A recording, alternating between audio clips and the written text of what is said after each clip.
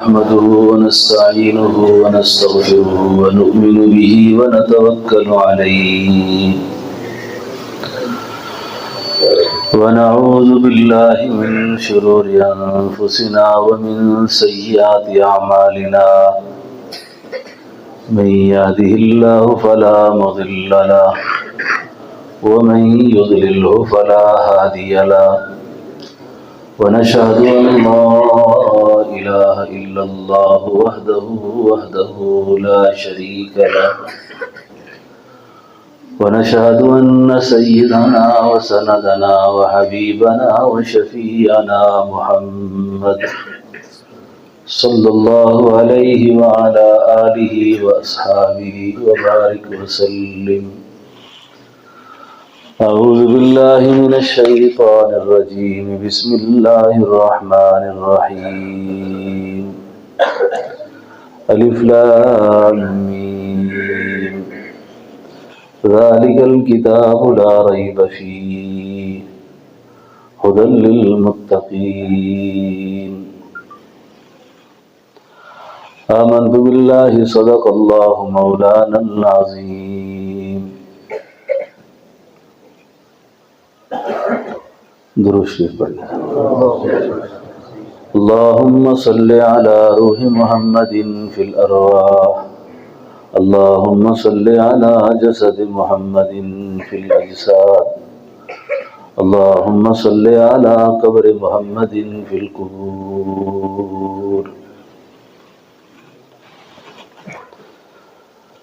قرآن کریم تکمیل کا موقع، قبولیت و دعا کا وقت ہوتا ہے، جہاں ہم سب کو اپنی نیتوں کی اصلاح کر کے آج کی اس بابرکت مجلس میں اللہ کے حضور دعاؤں کی درخواست کرنی ہے. اس سے پہلے پیغام قرآن کے حوالے سے چند باتیں آپ کی خدمت میں عرض کروں گا. چند باتیں عوام الناس سے، حفاظ سے اور قراء سے، علماء کی خدمت میں بھی. اجتماعی طور پر ہمارے کچھ مسائل اس وقت ایسے ہیں کہ ہم سب کے سب پریشان ہیں. حفاظ بھی پریشان ہیں، علماء بھی پریشان ہیں، عوام بھی پریشان ہے، خواص بھی پریشان ہے. آپ میں سے کوئی ایسا آدمی ہے جو پریشان نہیں ہے؟ کیا خیال ہے آپ کا؟ گناگن مسائل سے ہم دوچار ہیں. ایک بات اور عرض کر دوں، اجتماعی خوشیوں کے خواب اب ختم ہو چکے ہیں کہ ہم اجتماعی طور پر اب کوئی خوشی دیکھ سکیں. بات سمجھ رہے ہیں میری؟ اب ہر شخص کی خوشی، ہر شخص کا اطمینان اس کے ساتھ چلے گا. جو اللہ کے جتنے قریب ہوگا اتنا خوش ہوگا، جو اللہ سے جتنا دور ہوگا اتنا تنگ ہوگا. ایک بیڈ پر سوئے ہوئے میاں بیوی ایک رات کو جنت کے مزے اور دوسرا رات کو جہنم میں جلے گا. خوشیاں، اطمینان اور سکون اس گھر سے، اس فرد سے روٹھ جاتا ہے جس آدمی کی تنہائی ٹھیک نہ ہو، جس آدمی کی الگ جو زندگی ہے وہ پاک نہ ہو. تو اب وہ زندگی بہت کم لوگوں کی پاک رہ گئی ہے. پہلے لوگ فلموں سے ڈرتے تھے، وی سی آر کی دکانوں کے آگے سے گزرتے ہوئے منہ چھپا کے گزرتے تھے. لیکن اب تنہائیاں ہماری خراب ہو گئی ہیں. بڑے سے بڑا نیک آدمی بھی رات کو جب تک کسی گند کے اندر مبتلا نہیں ہوتا اس وقت تک وہ سو نہیں سکتا. پھر کچھ گناہوں کی نحوست اس قدر پڑی ہے کہ گناہ کی ظلمت کا ادراک ہی ختم ہو گیا ہے. ادراک ختم ہو گیا ہے. کیونکہ وہ اس قدر ہو چکا ہے،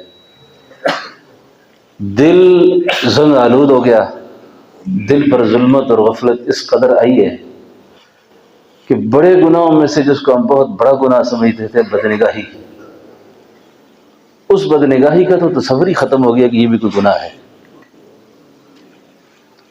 مجھے تو ان مردوں کی غیرت پر بھی حیرانگی ہوتی ہے جو اپنی بیویوں کو نیٹ والے موبائل دے کر بےغم ہیں، پتہ نہیں ان کی غیرت کہاں مر چکی ہے،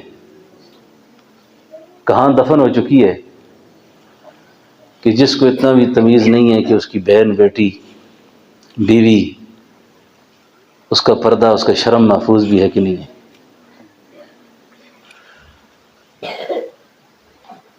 لڑائی جھگڑے سے میری اس بات کو جا کے گھر میں پیش نہیں کرنا کہ تم موبائل فوری چھوڑ دو، برسوں کی بیماری لمحوں میں ختم نہیں ہوتی۔ تربیت اور اصلاح کے لیے بھی بندے کو موم ہو کر اصلاح کرنی پڑتی ہے، گرم دماغ کے ساتھ اصلاح نہیں ہو سکتی، فساد پیدا ہوتا ہے۔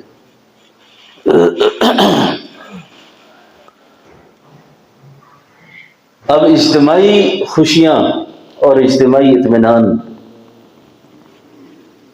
وہ تقریباً رخصت ہے، آپ اس کا خواب کوئی شخص بھی نہ دیکھے۔ اب غلبہ اسلام کی بات ہوتی ہے، نظام خلافت راشدہ کی بات ہوتی ہے، اسلام کی تنفیذ کی بات کرتے ہیں، اسلام کے غلبے کی بات کرتے ہیں۔ اس بات میں تو کوئی شک نہیں کہ قرآن علمی اعتبار سے اس کا غلبہ تا قائم قیامت رہے گا، لیکن حکمی غلبہ اس وقت تک نہیں آ سکتا جب تک اسلام کے نظام کے داعی، قرآن کی تنفیذ کے داعی خود صحیح انسان نہیں بنتے، خود ٹھیک نہیں ہوتے۔ وائے ناکامی متائے کارواں جاتا رہا، کارواں کے دل سے احساس زیاں جاتا رہا۔ وائے ناکامی متائے کارواں جاتا رہا، کارواں کے دل سے احساس زیاں جاتا رہا۔ جہاں سے درد کی دوا ملتی تھی، جو مسیحا تھے، علاج کرنے والے تھے، وہ خود ہی بیمار پڑ گئے۔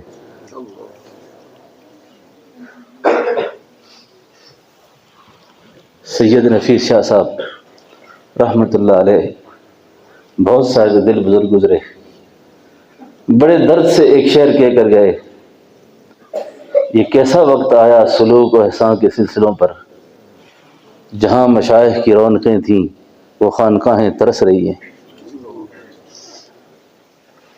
جس جگہ جا کر کچھ ملتا تھا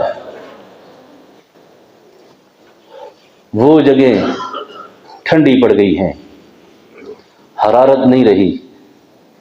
جہاں سے سینے کی تپش ملتی تھی، لوگ زندگی کا لائے عمل لے کر نکلتے تھے، اب وہ کہاں جائیں؟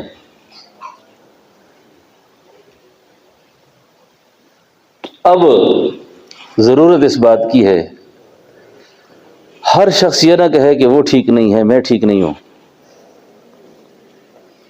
میں تو اکثر سوچتا رہتا ہوں کہ اگر شعور اور لاشعور میں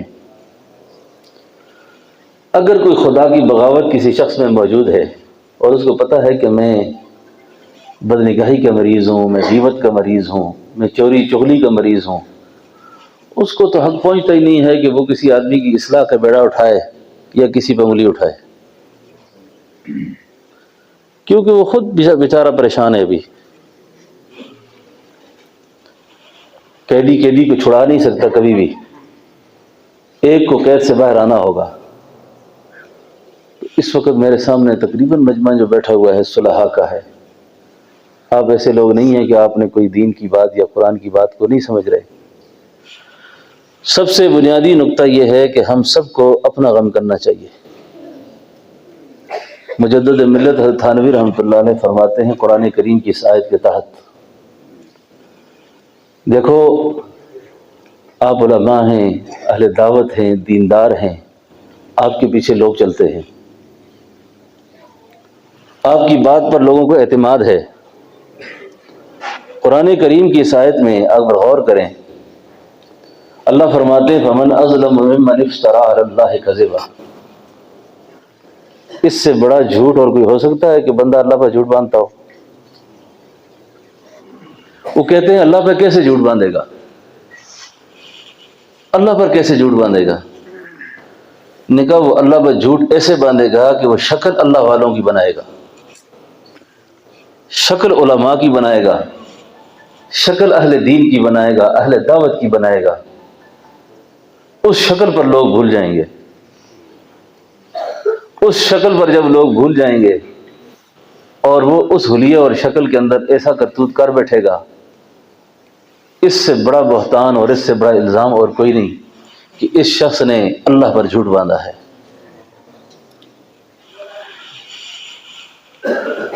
تمام اہل دعوت کو، اہل قرآن کو، حفاظ کو خاص طور پر اس نسبتوں کا بہت لحاظ رکھنا چاہیے۔ بے روپیہ ایک سبق دے کر گیا ہے، اورنگزیب عالمگیر بہت نیک دل شخصیت گزری ہیں، اس کا امت پر جو بڑا احسان ہے، خاص طور پر برصغیر کے مسلمانوں پر، کہ اس نے 500 علماء سے ایک بڑی خدمت لی جس کو فتاوی عالمگیری کہتے ہیں۔ اب فتاوی عالمگیری ایک آئین ہے، ایک نظام ہے، بقول کسی صاحب قلم کے، صاحب علم کے، کہ اگر پاکستان میں اسلامی نظام کا نفاذ کر دیا جائے اور کسی کو کچھ لکھنے پڑھنے کی ضرورت نہیں ہے، صرف فتاوی عالمگیری رکھ دو۔ اب یہ احسان جس شخص نے کیا اس کا نام اورنگزیب ہے۔ اورنگزیب کو محبت تھی علماء سے، قراء سے، دیندار لوگوں سے۔ کسی عالم کا، کسی بزرگ کا چرچا سنتا، ذکر سنتا تو اس کے پاس چلا جاتا،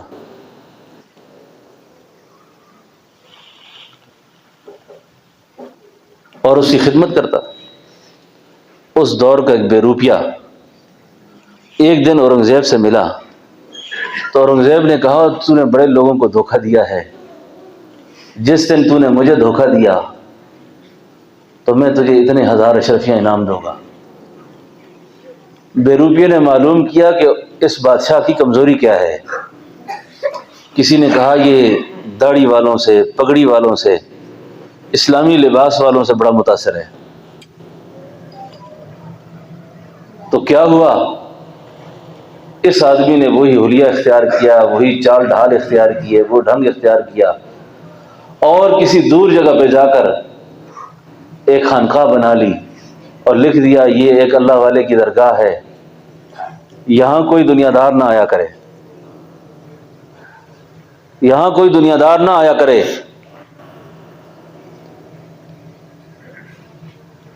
یہ بات اڑتے چلتے پھرتے بادشاہ تک جا پہنچی۔ بادشاہ کو ملنے کا شوق ہوا، آگے جب گیا تو بڑی خوبصورت عمامے والا آدمی، بڑی اچھی داڑھی والا ایک آدمی بیٹھا ہوا ہے ہاتھ میں تسبیح لے کر۔ اس نے اپنی شاہی شان و شوکت سے ہدیہ سامنے رکھا۔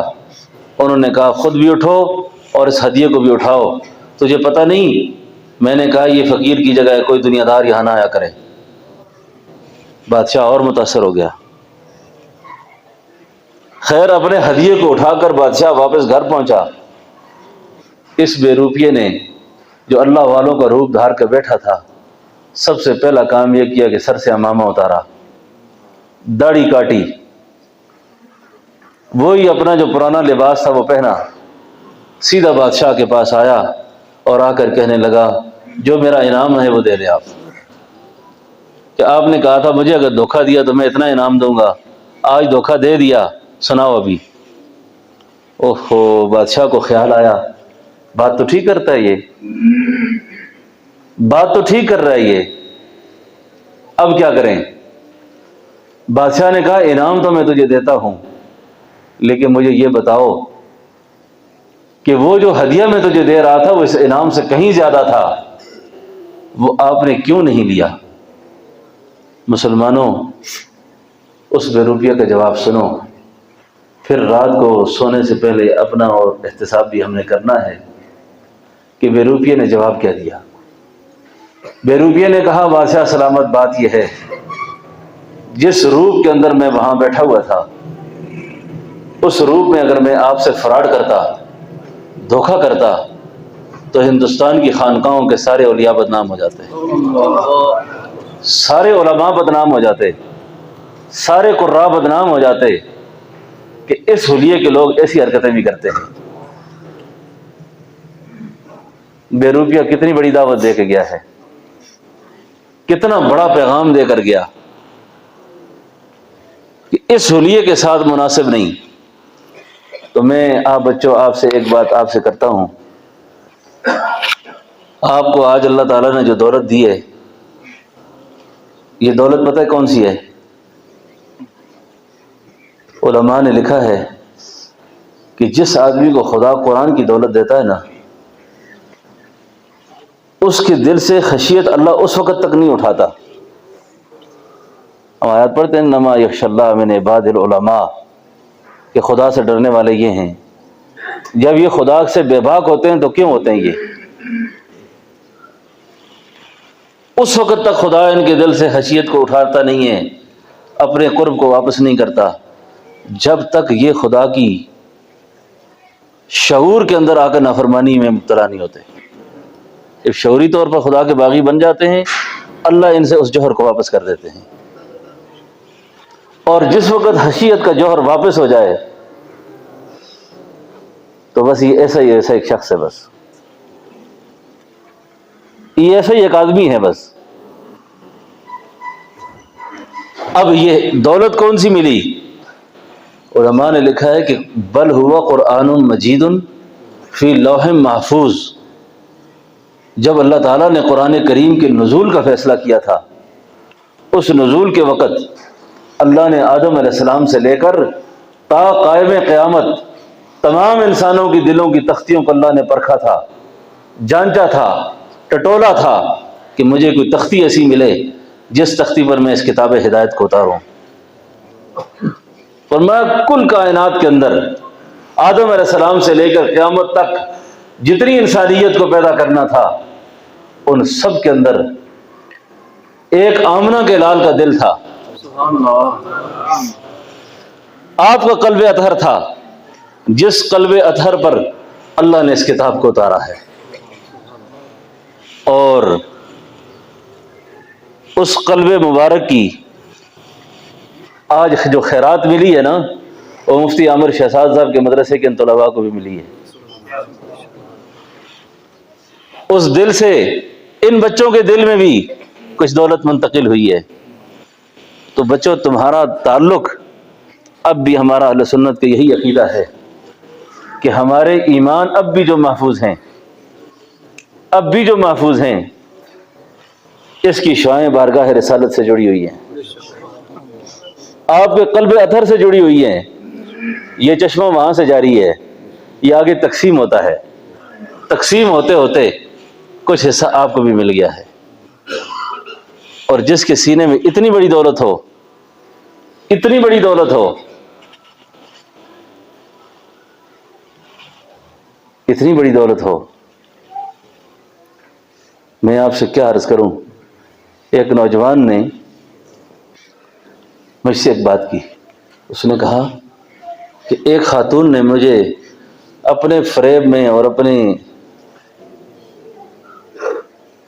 فتنے میں مبتلا کرنے کے لیے کوئی کسر نہ چھوڑی، لیکن میں نے اس خاتون کے ساتھ غلط نگاہ سے نہ دیکھا اسے، اور میں نے اسے یہ جواب دے کر اس سے علیحدگی اختیار کی کہ میں تیرے ساتھ منہ کالا نہیں کر سکتا، کہ میرے سینے میں اللہ کا قرآن ہے، میرے سینے میں اللہ کا قرآن ہے۔ اتنی بڑی دولت رکھ کر اگر میں تیرے ساتھ کوئی غلط حرکت کروں، یہ میرے لیے مناسب نہیں ہے، مناسب نہیں ہے۔ تو بچوں، آج تمہارے سینے کے اندر وہ دولت آئی ہے، وہ دولت آئی ہے جس کو قرآن کہتے ہیں۔ اور قرآن کی سادہ سی تعریف کروں، قرآن کس کو کہتے ہیں؟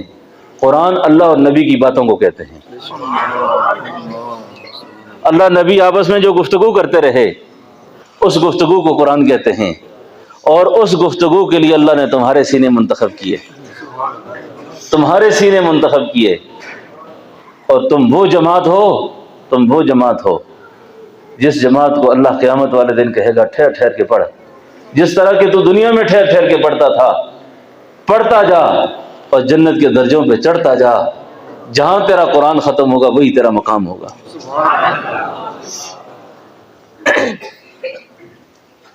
تو اپنے قرآن کی حفاظت کرنی ہے۔ بچوں کو میں خاص طور پہ تاکید سے کہتا ہوں کہ قرآن کریم کو جیسے آج آپ نے مکمل کیا، قرآن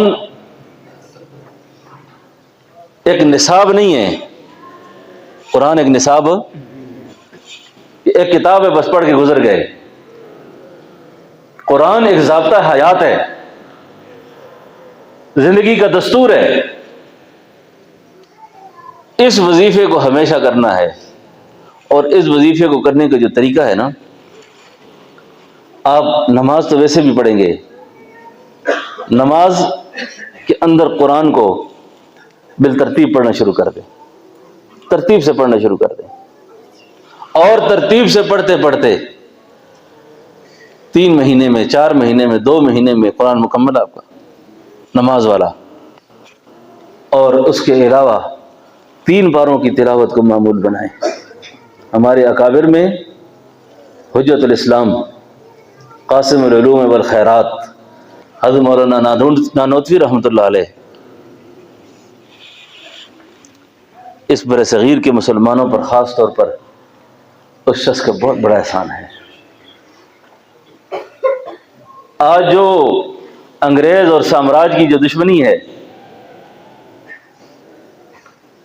اور دنیا کفر سے جو بغاوت کے ہمارے جذبات ہیں، اس کے پیچھے نانوتوی فکر ہے، اس کے پیچھے ان لوگوں کی محنتیں ہیں کہ ہمیں بغاوت سکھا کے گئے ہیں دشمن سے،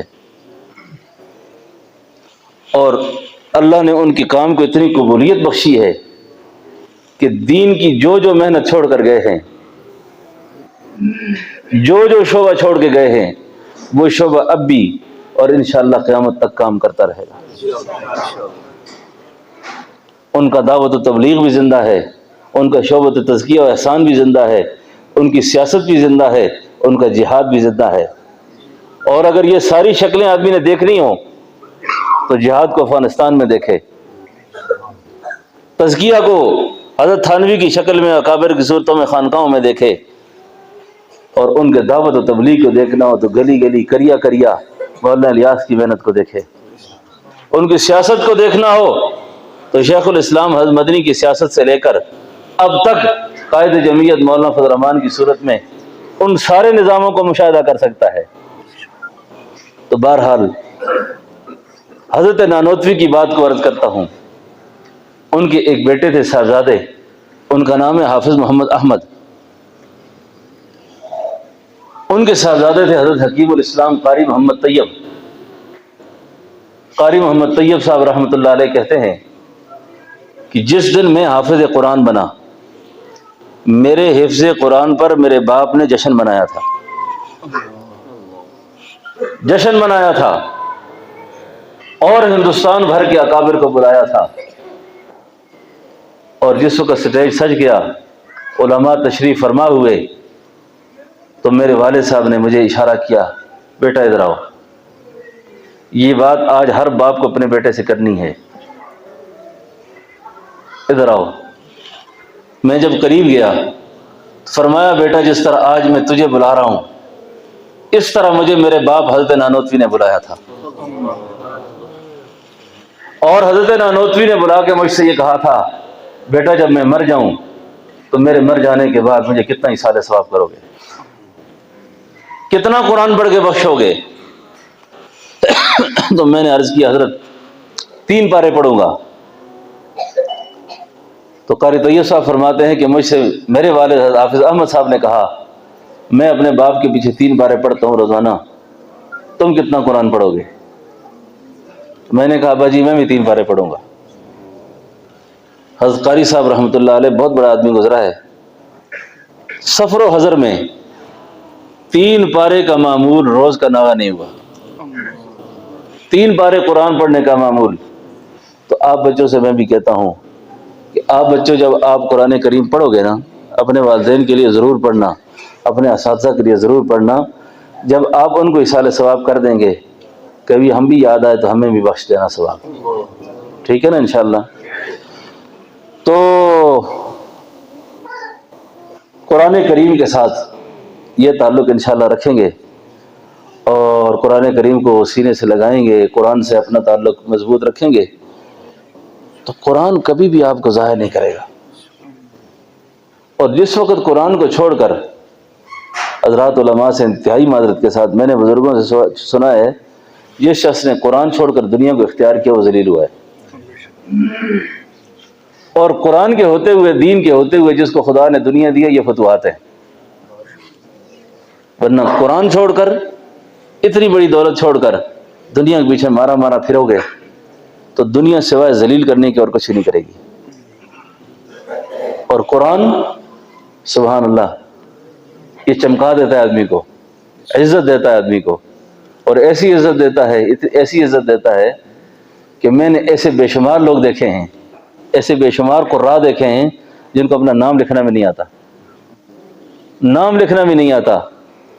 عرب کے اندر دیکھا، ہمارے جبوڑی مدرسے کے استادوں میں سے بھی، اور جبوڑی مدرسے کے قاری عبدالسلام صاحب مدن علی وہاں کے صدر استاد ہیں، ان کے علم میں بخوبی ہے کہ کتنے استاد وہاں سے ایسے نکلے جن کو سائن کرنا بھی نہیں آتا، تو خط بھی نہیں کر سکتے۔ اور میں سعودیہ میں ان کے پاس گیا تو ان کو کہتے فضیلت الشیخ، فضیلت الشیخ، اور بڑے بڑے لوگ ان کا ادب احترام کرتے ہیں اور بڑے بڑے لوگ اکرام کرتے ہیں، صرف قرآن کی وجہ سے، قرآن کی وجہ سے۔ بس قرآن سے اپنے تعلق کو مضبوط رکھیں گے انشاءاللہ تو قرآن آپ کو ضائع نہیں کرے گا، قرآن آپ کو اور زیادہ مضبوط کرے گا۔ کوشش کریں گے نا انشاءاللہ۔